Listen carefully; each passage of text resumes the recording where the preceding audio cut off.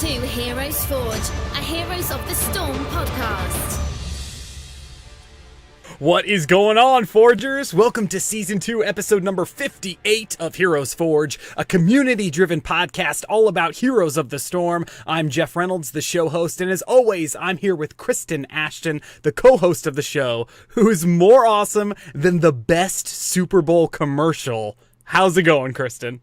It's going great, especially now that I've been reminded of Super Bowl commercials, because I remember growing up, that's the reason I mainly watched the Super Bowl, because the Buccaneers only have ever once gone during my lifetime. But the best one I ever saw was, I think, a PetSmart commercial. And there's the sad "Please Don't Leave Me" song playing in the background. And the pets are crying. There's a turtle, there's a dog, there's a cat.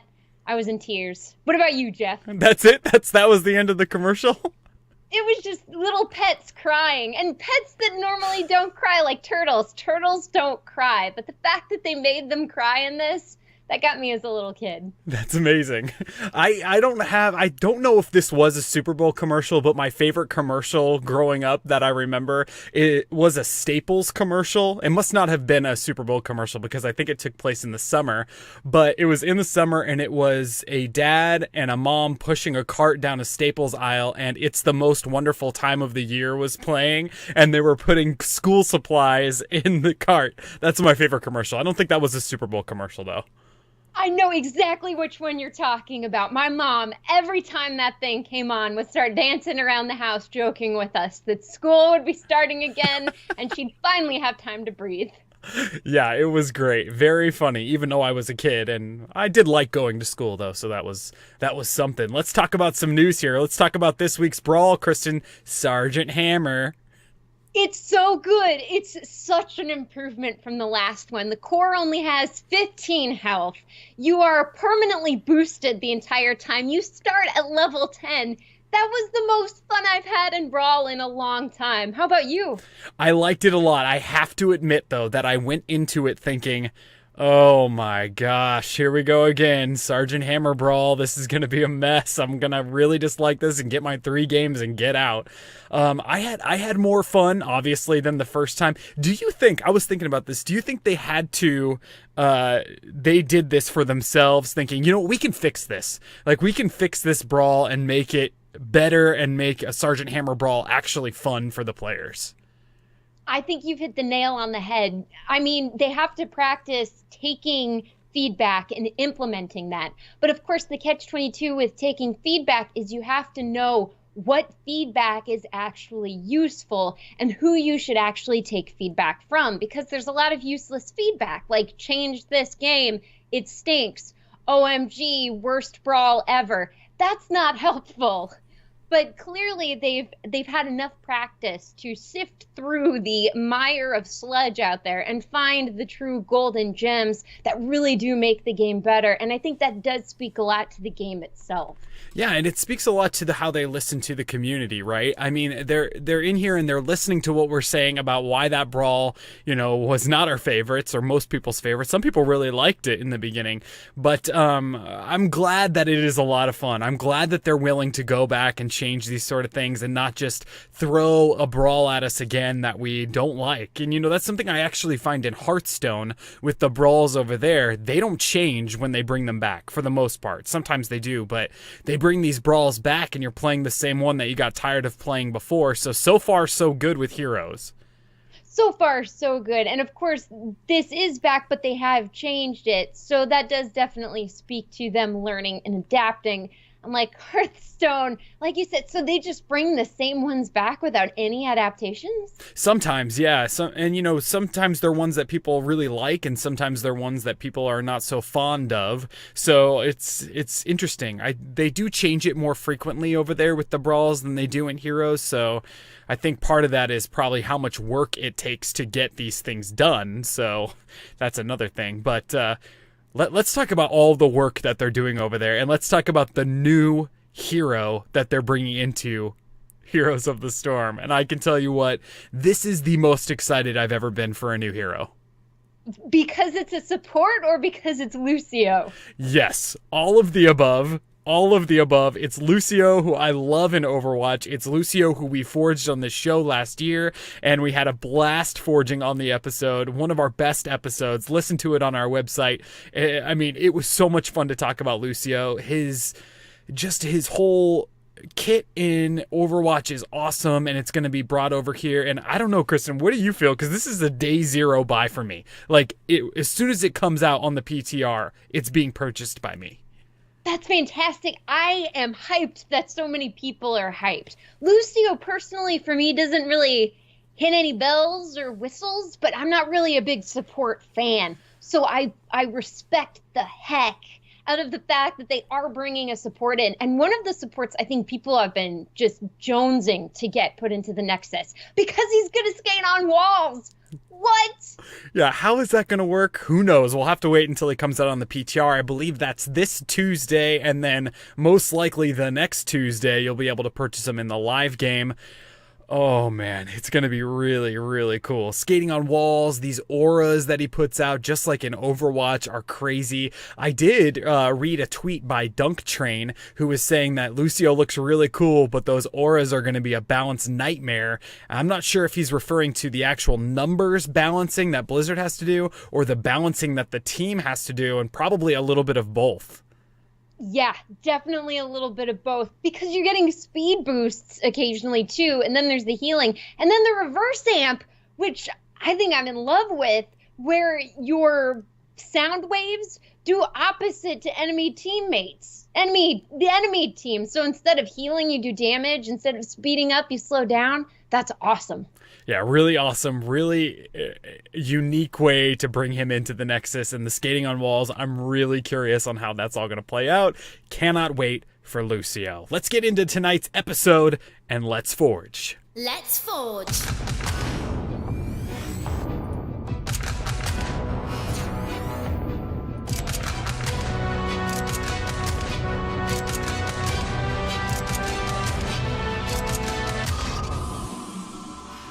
I'm super excited about tonight's episode and nervous about tonight's episode because this is a really cool, odd, this is just a really unique thing that we haven't done on the show in this fashion yet.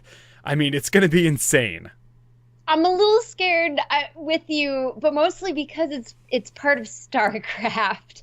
And StarCraft has that lore and that almost cult-like following in terms of making sure you get these characters right. Yeah, it's pages and pages of lore upon lore upon lore, and something like this character that we're forging tonight has so many different stories and so many different faces that it's really hard to keep up with what's going on unless you followed StarCraft really, really hardcore throughout its entire existence. So there was a lot of research that was done for this.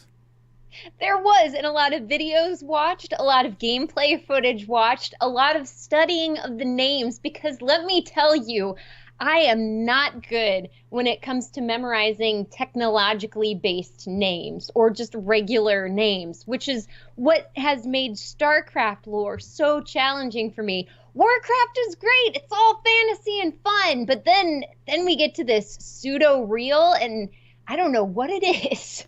Yeah, I sit here and I think about, how am I going to pronounce this name? And I probably say it 10 or 12 different ways and then decide, okay, I'm going to say it like that. And, everyone has a different way of saying some of these names, which is funny when you're playing Heroes even, and you're on voice chat with other people that you may or may not know. They all say some of the names differently, which is kind of cool. I know there's a right and a wrong way, but everyone has their own imagination towards all of these things and where they live in their world too.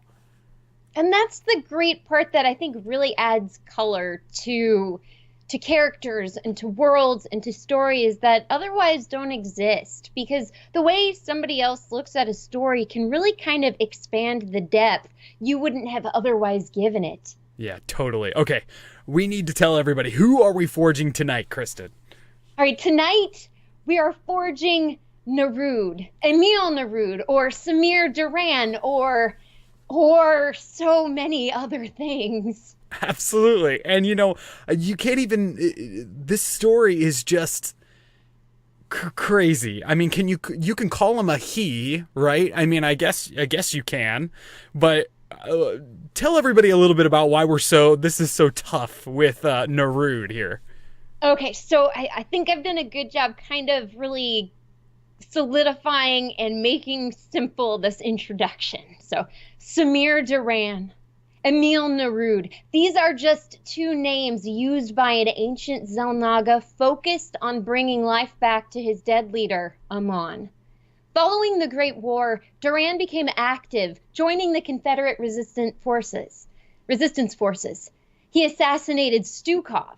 He saved Kerrigan. He oversaw Protoss-Zerg hybrid experiments. He did whatever he had to see the future of Amon. Though he eventually fell to the blades of the woman he once pulled back from the brink of death, Narud's sole purpose in existence was a success. Absolutely. And he went about this as a shapeshifter, right? Shape-shifting through the universe, putting himself in places that were vital to Amon coming back. I mean, it's pages upon pages again of just how this master plan, which is what we can call it, came to fruition because of where he was and who he was. He's so powerful, and with all of those ages of knowledge, incredibly intelligent. And that really did aid him when it came to shape-shifting, because rarely in the story did it say anyone ever even picked up on something being wrong. Kerrigan picked up only because she was so close to him at some point, and Zeratul kind of figured out something was weird, but everyone else just had no idea. Absolutely. And so for the sake of this episode, we're going to call him Narud, correct? That's what I'm going with. I think it's the easiest choice, and it's the one that Kerrigan used most in that video from StarCraft 2 when they fight in the temple. Yeah, absolutely. I agree with you 100%. And I mean, this is just crazy. So if this is the first time that you're listening to the show, welcome to the show. We're going to imagine what Narud would look like if it was a hero in Heroes of the Storm. Kristen builds a kit, I build a kit, and we just talk through it. Then at the end, you can vote on which kit you think was the better of the two on our Twitter page, which is @ForgeHeroes on Twitter. Okay, Kristen, since you won the big vote last week, congratulations, you picked Narud, which is a huge challenge. So this is going to be really, really cool. So I'll get to go first this time since I was the first place to lose. And the first thing we're going to talk about is what role classification would Narud be if in the Nexus? And this was really hard to pick one because I honestly thought you could pick any of them and all of them. I would have to agree. Maybe the first all-class hero that comes to the Nexus. I know in the future that'll happen. Oh, for sure. And maybe this would be one of them. But for the sake of the show tonight, I actually went with a tank. I think that's nice. I think his presence alone warrants that kind of seriousness in a fight, something that you can't ignore. Yeah, and here, that's kind of the base on the whole build that I'm about to talk about, is something that you can't ignore in the game. Not in the same respect as Abathur or Murky, that you can't ignore them, in a different way where you really have to be paying attention to what's going on. So stick with me on this, because this is this trait. It's called Doppelganger. A true master of deception and shape-shifting, Narud would be a foe that would confuse the enemy team with his ability to shape-shift into different forms. At the start of every battle, Narud would take on the form of a hero in the Nexus that is not in the current match. He wouldn't have any of their abilities, but just look like that hero on the map. He holds this form until he transforms into another one of his forms. The kicker here is that when his other forms expire and he returns to his what I'm calling resting form or his normal form, it takes on a different hero that is not currently in the match. So each time you shapeshift back to your resting form, you're someone completely different. Gotcha. So do you activate the shapeshift? Yes, so you're going to activate the shapeshift using the basic abilities that I'm going to talk about in a second. But when you're not using one of those abilities, you are Nova, or you are Karazim, or someone that's not in the game currently. Gotcha. Okay, so on the mini map, for instance, would they see Nova's or Karazim's picture, for instance?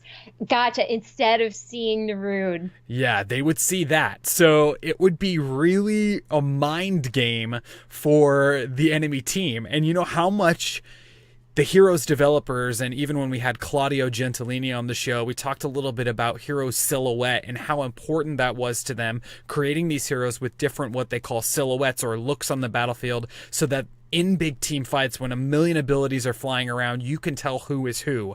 So what if you designed one hero to actually go against that on purpose? That would be fascinating. And you would force the enemy team to pay attention to the roster on the other side, because you would need to know who the changer is. Right. And how often have you been in the top lane and you've said Sylvanas top, or, Murky top, or something like that? You don't really know what is going on because you don't know who that character actually is, and you might forget that they don't have one. So you'd have to really, really focus on it. So with that, I was saying that Narud, I don't know how maybe we can brainstorm this. How would you show Narud like on the draft screen with something like this, or in the Heroes Select or something? Would it be maybe one of his heroic forms that we'll talk about in a little bit, or how would you actually show that? I think, on the draft screen, it depends on how into this shape-shifting they'd want to get, right? Because if you go 100%, it would look like a hero.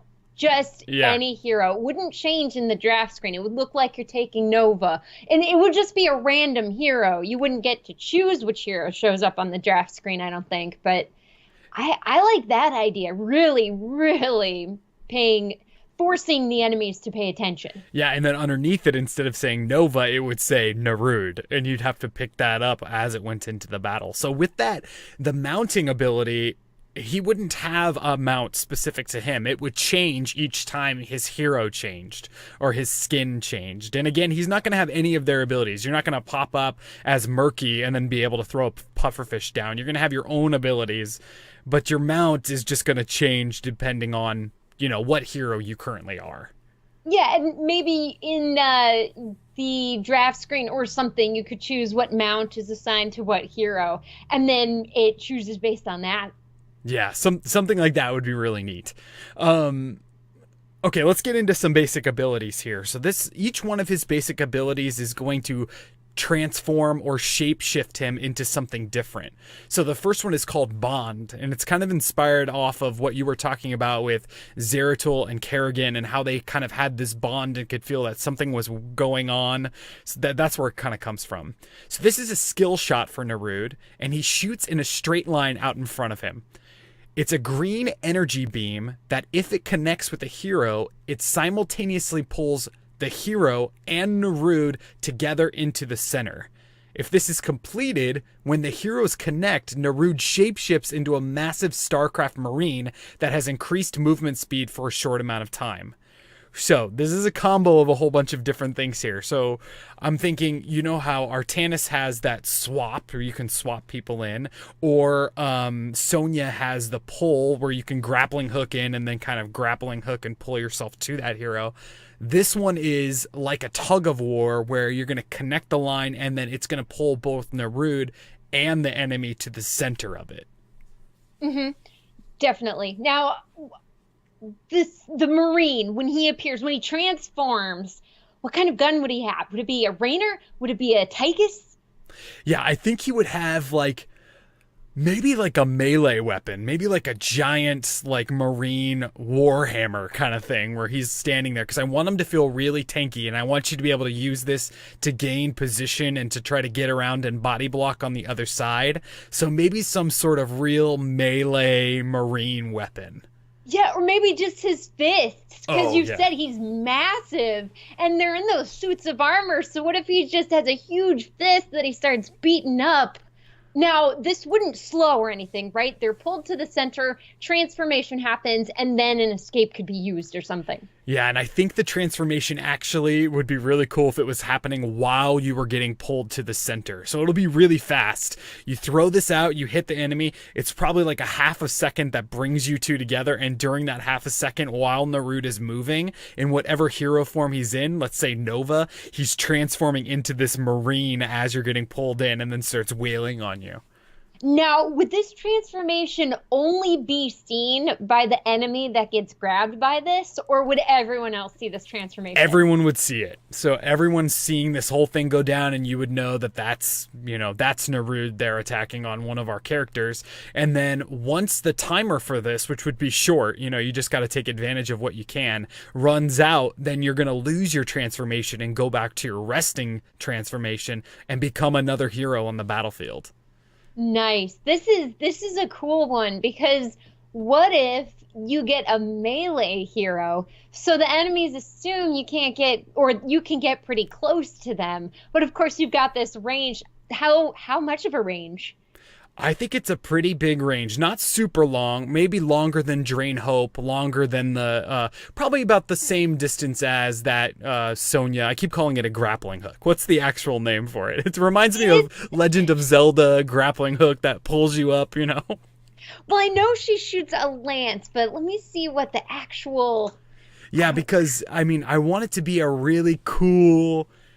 fast, and I want it to be a skill shot. Like, you got to hit this thing, and it's pretty thin, and you got to make sure you hit it so that you can gain position on the enemy, Definitely. And it's so nice. And I know we refer to it as sticky, when you can stay on a hero and force them to fight you again and again and again, whether they try to run away or not. And it looks like Ancient Spear is the official term. That's it. Ancient Spear. So about that same length, which I think is actually a little bit longer than Leoric's Dream Hope. Maybe. Don't quote me on that. Let's talk about second ability here. I'm calling it Taldaram. I think that's how you say that. Taldaram. So Narud warps out of the battlefield and then warps in a select location that has a set length. So to talk about this a little bit, you can relate it to the way that Zul Jin's flying axes go in a circle. When you activate that ability, it gives you the set circle, and no matter where you put your mouse pointer, that circle kind of just moves around inside of its range, right? So you have a set length that you're going to warp out of where you're at and warp into this length. No shorter, no longer. When you warp back in, you're in the form of his most deadly and trusted followers, the Taldaram, which is Alarak is a Taldaram. So that's the kind of look that you kind of embody when you come up. While in this form, Narud has increased damage but reduced health and armor. All damage done by Narud in this form to him, it returns back to as health. So all damage that he does returns to him as health during this time. Talk about a super sticky hero. Not only can you rope somebody in, but then you get to transport yourself anywhere. I mean, they're trying to run away, and I'm sure this would be longer than a Li Ming teleport, right? Yeah. The circle would be pretty big, I would imagine. Yeah, and the thought behind this is how hard it is to master something like the Medivh portals or the Zul'jin axe throw, when the spinning axes come out in a circle. It's hard to master that and to get it down. So you would have to hit this at the right amount of time in order to, not be too far ahead of your foe or too far behind them. You'd have to really master it out. And then you're transforming, you're shape-shifting. I really wanted him to have a shapeshifter feel on the battlefield. Totally. And it seems like with every single one of these abilities, he's changing shape. And then, of course, when he goes back into his non-ability shape, it's a different hero on top of it. Yeah, so it's really confusing for the enemy team. Maybe too confusing. Speaking of confusing, let's talk about the third basic ability called Friend or Foe. When this ability is activated, Narud would transform into a hero that is currently on the other team. For a short amount of time, he would be considered to be part of the other team, untargetable by enemies. This would give him time to escape a battle or get out of a tough engage. This could be talented into later in the game to allow for Narud to gain all positive effects that the enemy has for allies. He wouldn't have any of the abilities during the duration of this ability. So he wouldn't be able to transform into, let's say, Lieutenant Morales and then drop a medevac dropship and get out of there. He would still be Narud, but untargetable, basically.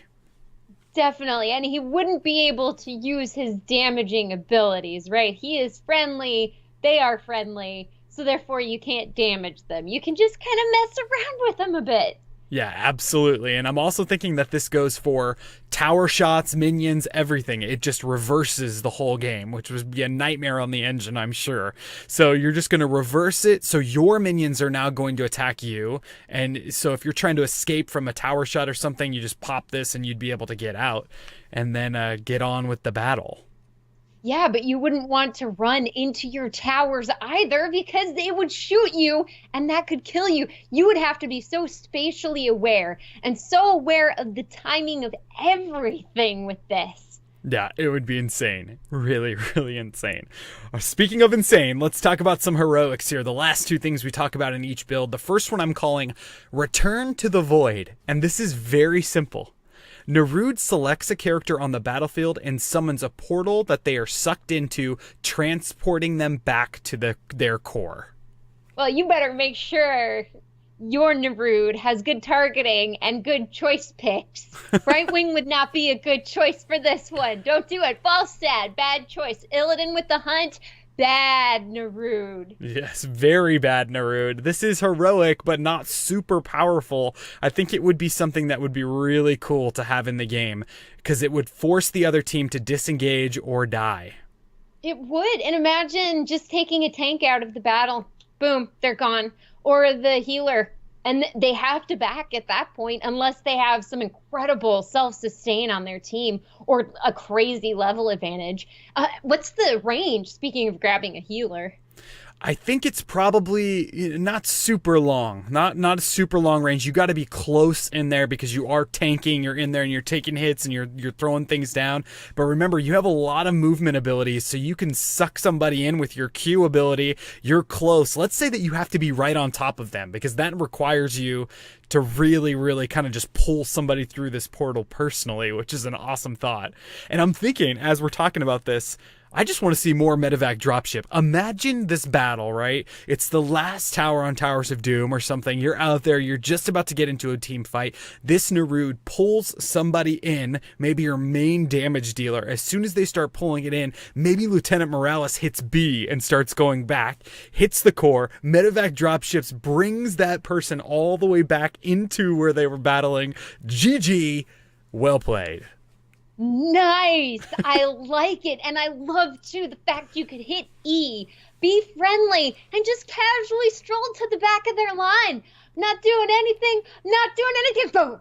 There's a portal. Yeah, there's a portal. Now, you wouldn't be doing damage during that time, which is the give and take with that. You'd just be walking through. You wouldn't be able to tank anything. Maybe even to make it more balanced, you would get the negative effects of what the team was doing. So if Thrall drops an earthquake or something is going on in your area.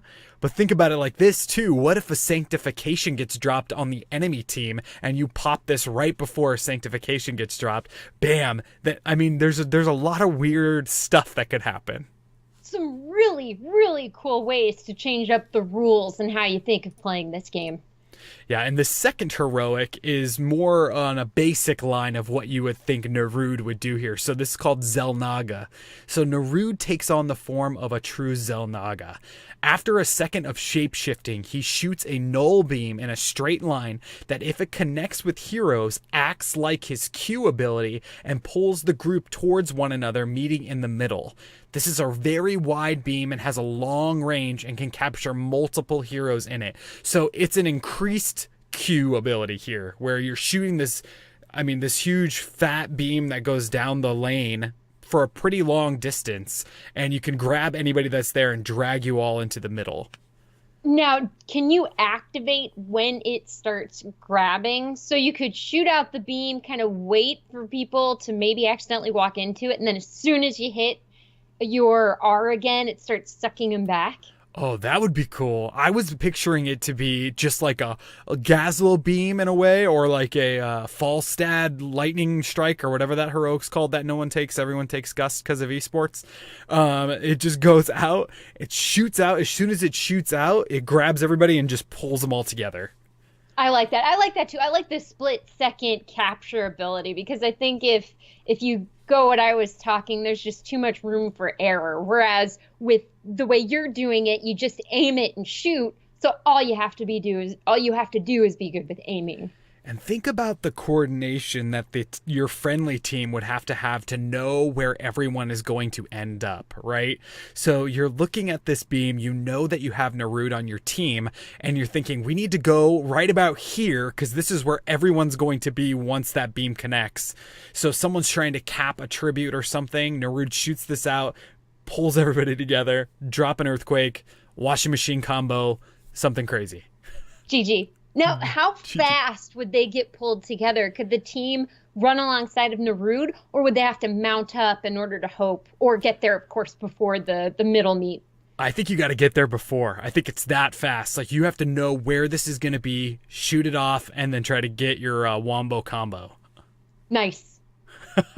That is my crazy Narud build. If I had to sum it all up, I would just say crazy shape-shifting. I wanted him to be a crazy shapeshifter, and there's probably way too much in here of shapeshifting, and I was really on thin ice treading, because I'm thinking I really want to forge the auto select guy, because it's on our list. It was a suggested thing that we want to do, and there's a lot of ideas about shape shifting, which is very hard to say, that I have for this auto select guy. So I had to kind of stray from those ideas, but I want him to be a shapeshifter, because that's, I mean, at the core, he's got a lot of taking on different forms, but also betrayal. And I mean, there's a really cool element in there that I couldn't necessarily squeeze in, but the whole betrayal feeling was really neat. Certainly. And the idea that he doesn't really have a true form. He has a xel'naga form, sure, because he's xel'naga, but has he been so many other people for so long that perchance he's lost who he actually was? Yeah, it's a odd hero to forge and a super awesome challenge. And before we get on to Kristen's build, which is next, we have some people that we need to thank. First off, we want to thank everyone that is a current patron of the show.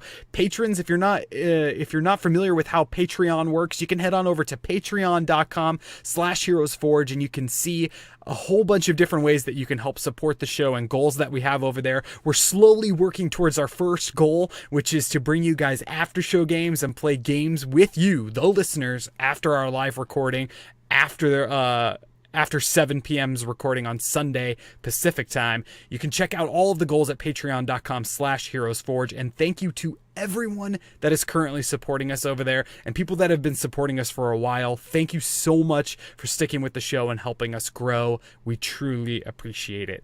Also, if you listen to the show on iTunes and you drop us a 5-star review, we'll give you a shout out on the show. Just like tonight, we need to thank KT1245785. Thank you so much for your amazing 5-star review of the show. Thank you. Thank you. It's perfect. Thank you so much, KT1245785. It's awesome. You too can get a shout out if you give us a 5-star review on iTunes. All right, Kristen, let's talk about your build. What were you thinking his role classification would be? I built him first, and I gave him assassin because of that. Because of the abilities that I gave him, I wanted him to do damage with them. Okay, so assassin, which was the second one that I was really going after. I was thinking you could really be an awesome assassin too. I can't wait to hear this because I had some ideas as well. What's your trait? The first one, great minds. There are a lot of similarities between our two builds here. My first trait. We got 50 of them. The trait is called Shapeshift. Narud is an ancient being capable of taking on any form at any time to suit his goals, whatever they may be. In the beginning, his power is weak, allowing him to only take the shape of lane minions. As the game and his levels grow, he expands his powers, eventually gaining the ability to take the form of mercs and other heroes. When he takes his new form, his hero image disappears from the minimap. Ooh, this is neat. Okay, so what form is Narud in, and how do you control what form he's in? So are these buttons that you're hitting, is it basic abilities like my build where you're changing your form through abilities, or are you just spawned in the middle, in the start of the game as a lane minion? I would imagine this is going to tie into his skins, which we'll talk about in a bit later. So I guess one of the skins, depending on what color you choose, is one of the forms he had in StarCraft or StarCraft 2. So that's his base look. You choose that. Oh, cool. And then Shapeshift itself would be an activatable D option. So you would hit D, you would choose your target that you want to shapeshift into, and then you would take the body of that thing you've shapeshifted into. Oh, that's really cool. So you're out there battling in a lane, maybe at the very beginning of the game, you select a minion, it shapeshifts you into that. And do you have any teller, like, is there any telling feature for the enemy to try to attack you? Or when they start hitting you, do you shapeshift back into your original skin?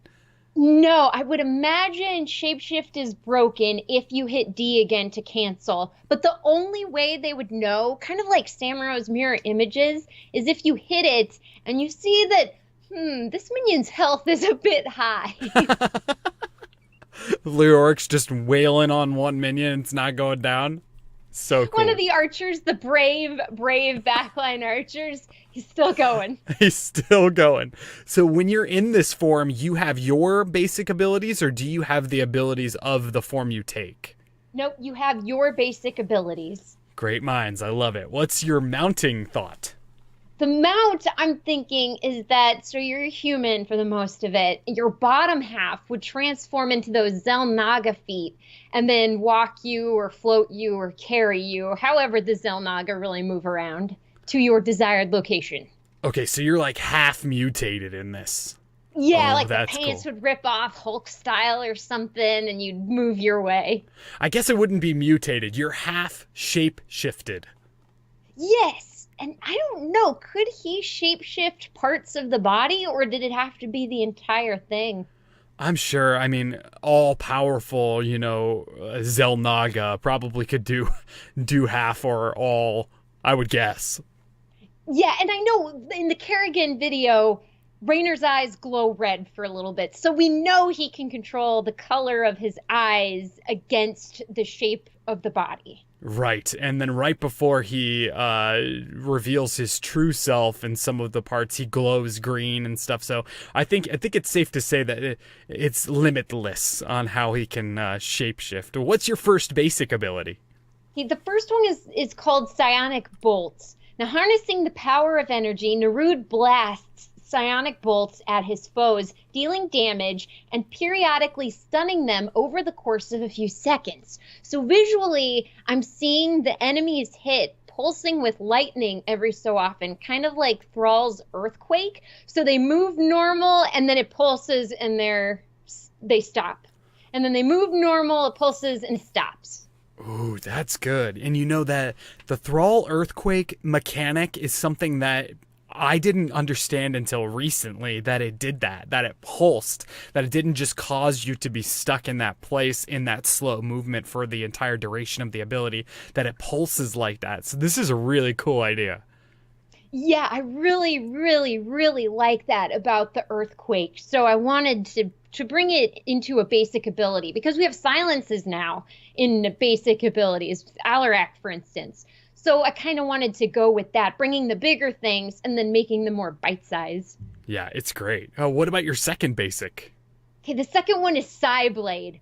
Though he lacks the tech, Narud can summon his own version of the Psyblade, one he uses to deal a devastating slash attack to his foes. Yeah, and the Psyblade played a huge part in the lore, right? At the very end, didn't he impale Kerrigan with the Psyblade? He did, right through her gut, and then she hugged him, and he realized that he had been wrong the whole time. They forgave each other, and it was happily ever after. that not the ending you read? That's exactly it. That's exactly how it happened. And then you transported into the cow level and you just went around and you just... It's something like that. But yeah, so I love this Psyblade tie-in with the lore. It's great.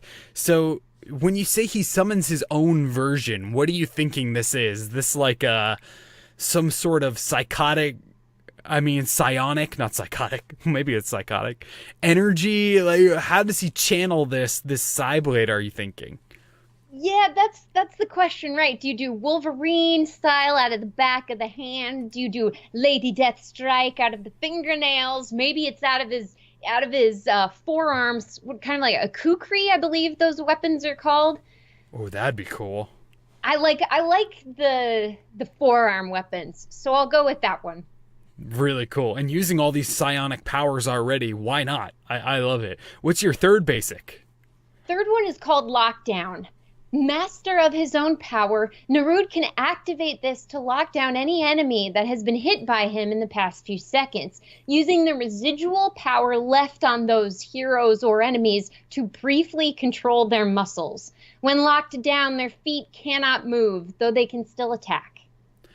All right, so this has got a Lunara type of feel to it, right? With activating the poison. So you're attacking these enemies, and you've got to remember that your E can lock them down if they try to escape, as long as you have attacked them in the recent past. Exactly, but of course you have to remember the danger is still with them because they can still attack at normal speed. This is electricity, right? It's not slow like poison. It's fast and it's sharp. And does it do damage too? If it does, not a lot of damage. I think the power would come in the lockdown more so than it would in dealing any kind of damage. That's a really cool idea. I like it because it's similar yet different. That it's got that cool work. And I've been playing a lot of Lunara lately, believe it or not, and trying to get into that, which is really hard because there's a lot of differences with other heroes, the mounting, the movement speed, the remembering to activate your poison after you put it on somebody. So I love this. It's really cool and high skill cap. What's your first heroic? The first one is called Null Zone. Harnessing ancient powers buried beneath the battleground, Narud launches forward a massive, slow-moving attack that decimates anything and everything it touches. Structures lose all ammo while suffering damage. Living creatures meet their demise, and core shields are immediately brought to zero. To counter this, the enemy team must find and destroy the 5 power cores located around the map. The more that are destroyed, the less damage the attack does. Destroying all 5 cores cancels out the attack entirely. Wow, this is cool. So you're adding another map objective for the enemy team here. So, so you're saying that it takes all... What does the attack look like? Is it a beam? Is it that null zone beam that shoots out? I would imagine so, and I would imagine to give the enemy team time to react, it would source from your core, so it would have the entire length of the battlefield. And if there's no third lane, it would just take out that mid gate and well. Okay. Yeah. So cool. So kind of like an empowered Sky Temple objective kind of feel, where it's coming from your core, right?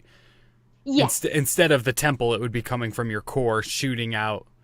That's cool. That's really cool. Okay, so the placement of these, what are you calling them? The placement of these power cores on the battlefield, is that chosen by the Narud player, or is it randomly on the battlefield? Random every time. Very cool. So you have the ability of taking away Narud's heroic on the enemy team. So you're giving him a super powerful heroic, and then also the enemy team has the ability to take it away. Exactly. So it would be really cool in drafting, because not only would you have to worry about countering the picks on Narud's team, but you'd probably want to make sure you have at least 2 globals, because maybe it's implemented and teams find out that only killing 2 or 3 power cores is all you really need to kill. Yeah, and I wonder if you would run around to try to find the power cores, or, I mean, I guess it would depend on the battle that you're fighting, or just happen to run into them and think, well, we'll find them when we find them, and we'll run into them when we run into them. Yeah, and I imagine they would be located on the map. I wouldn't want to make this unfair to the team who has to stop it. I want them to be given the power to stop it if they're not locked down or, 4 aren't dead or anything. So maybe on the map they pop up and then there are laser beams shooting to your core to power it up, and then in comes the laser. Oh, that's really neat. Okay, how can you beat that with the second heroic? What's your second heroic? Ooh, let's just keep the first one. Now, this one I'm calling Amon Reborn. Narud existed with one purpose, to bring life back to his dead master, Amon. Now filled with enough energy, Narud wastes no time opening his conscience to that of Amon's. Amon comes to the battleground within the vessel of Narud's body. He cannot be killed. When resurrected, the enemy team's speakers are inundated with taunting from the void. He has 2 new attacks, Summon Void Thrashers and Energy Blast. The more heroes he kills, the more powerful his attacks become. All right, so you're saying he can no longer die in the battle if you take this heroic. Yes, for as long as the heroic lasts, right? That's the okay. rest of the game. That would be awesome. I'm but thinking I won't go GG. that far. I like it. Okay, so so he has his other basic abilities, or just these 2 new ones, or are they in conjunction? Just these 2. Okay, so summoning Void Thrashers, obviously we know what that is. An Energy Blast, is that like a pushback or a high damage dealing attack? I like the idea of a high damage dealing attack to increase your ability to kill enemy heroes, thereby bettering your Amon form and maybe potentially getting a team wipe because you just get so powerful. That's really neat. And so this is kind of like a mashup of some sort of Ragnaros molten core thing, but you're able to move, right? I mean, you're transforming into this, for lack of a better term, raid boss, but you're also able to move. Exactly. And I would imagine you would move normal speed, not mounted. Now, of course, you couldn't mount or anything like that, but you'd be able to run around just as if you were the speed of any other hero. Oh, that is cool. I think, personally, I would go with the Null Zone heroic just because I love the fact of adding another map objective for the enemy team, and if you pick it at the right time, they really got to scramble to get these power cores down. But that Amon Reborn is just really awesome visual. Yeah, and you could imagine too, it wouldn't be full Amon, right? It would be part Amon. The skin would be ripped, and a bubbled Amon xel'naga face would be coming out of the side, or like flesh would be hanging off from a tentacle or something. Oh, that'd be cool.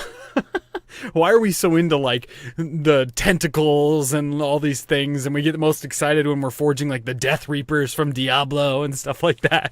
Because it's awesome. I think it's because we generally are very happy PG-ish people, but deep down, there are monsters that need video games, and we need Dark Souls, and we need to just destroy things.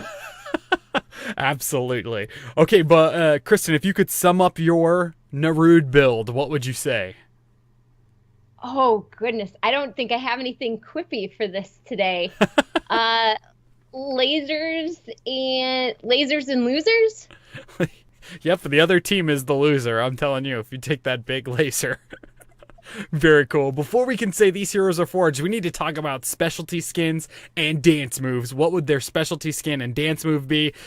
I'm going to start with mine because my specialty skin, because we're changing heroes and that's part of the whole trait over on my build, I don't think he would have a skin. You wouldn't be able to select a skin or anything, but if he had to, I think when we were talking about that right before he revealed his true form at the end of StarCraft, when his eyes start to glow and like this green mist starts coming out of his skin right before he becomes, his true xel'naga, self, that would be really cool to see a character, whatever one you are, would have that green mist.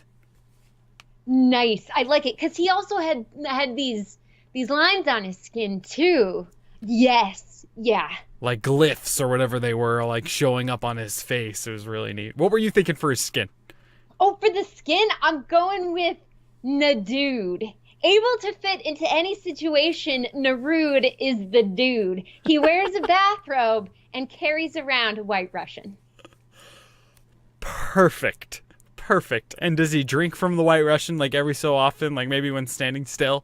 Of course he does. Maybe as he casts an ability, he takes a drink. That is so good. What dance move goes with that? I was thinking the electric slide because he likes electricity abilities. So why wouldn't he want a similar dance? Done.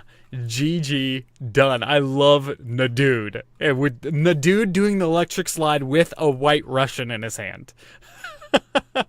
It's electric. As he goes to clap, he spills it on the ground. Dun, dun, dun, dun, dun. It's electric. That's funny. My dance is not a dance at all.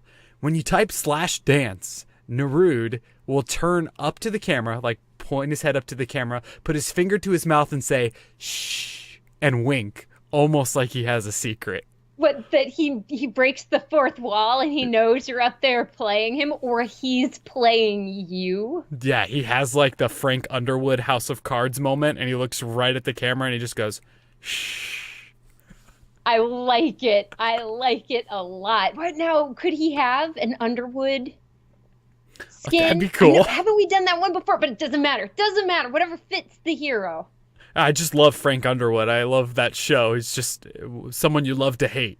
Mm-hmm. You know what I mean? Those are the best characters. Yeah, so just having a secret. And imagine it would be in any one of his forms. So imagine like a little Murky looking up at the camera and going, shh. That'd be cool. As his eyes are glowing green with the mist around him.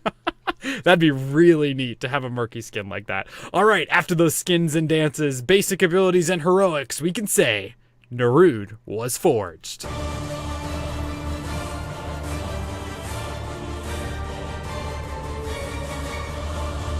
HeroesForge. So we have shapeshifters in the Nexus already, right? We have a few that do some sort of shapeshifting or stealthy and stuff like that. Do you think there's a place in Heroes for someone that is just constantly changing shapes? Or do you think it's something that Blizzard will not touch because of their thoughts on silhouette and where these characters are on the battlefield? I think the way you built yours, the ideas you've introduced, different heroes, and having to pay attention to the draft screen and all of that, I think they would totally be into it so long as the shape-shifting itself became a part of the puzzle of how to win the game. That it had a purpose. It wasn't there just because. Right, and I think some of my abilities are there just because I was trying to pull it together, but yeah, the shape-shifting, I mean, and in your build, it's subtle. Like, that's why I really like it, and because you can go into these heroics where you're actually shape-shifting into a heroic form. That's just really neat, and something that is obviously not out of the bounds because they do it on some characters now. I mean, Archon on Tassadar, for instance, that is hugely popular. Maybe not so much anymore. The wall is still a very, very useful tool, but who doesn't get excited getting Archon as Tassadar or getting the permanent metamorphosis on Illidan? It's just so cool. We love transforming. Yeah, and Tychus and Ragnaros, of course, with his trait and all of these abilities that allow you to change the way you are. Chen busting into three Chens, I mean, there's a lot of different things that they do, so I don't think it's out of bounds for them, but I think that it'd have to be done right, and who knows? Maybe it would just be something where you would have to choose your form when you got to a certain basic, or when you got to a talent, rather, you would choose which form you're going into, like Varian, where you're saying, I'm going to play this as DPS, or I'm going to play this as a tank, you know what I mean? Yeah, I know exactly what you're talking about. And like we said at the start of the show, there's a chance with a shapeshifter, you could be the first all-class hero. Yeah, that would be really neat, which is what I think the auto-select hero would have to be, an all-class hero, which is why I didn't do that for this one, and I can't wait to forge that sometime in the future. Keep your eyes and ears open on Heroes Forge, because that's going to be a blast.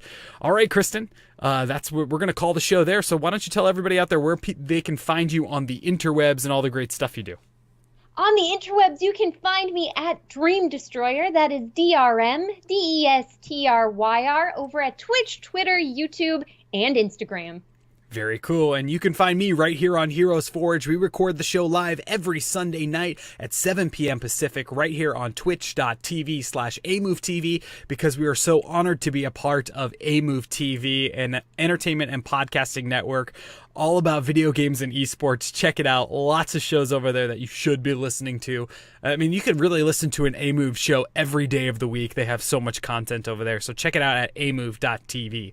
You can follow our show on Twitter. Again, that's at Forge Heroes. You can go to our website, which is HeroesForge.club. And you can also send us an email at contactheroesforge@gmail.com.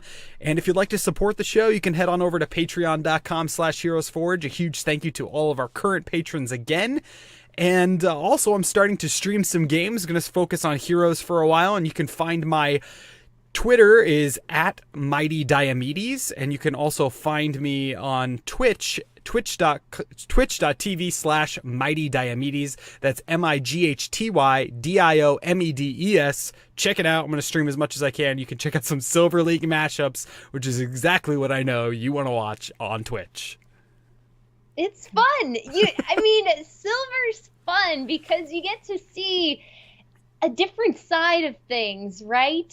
A different side that you might not otherwise get to see. And that means you're out of bronze, right? Last I heard you were at bronze, and now you're telling me silver? Yeah, we're on the long road to gold, and we're going to try to get to gold before the season is up. So check it out, twitch.tv/Mighty Diomedes for that. Lots of cool stuff happening over there. All right, Kristen, final thoughts on Narud?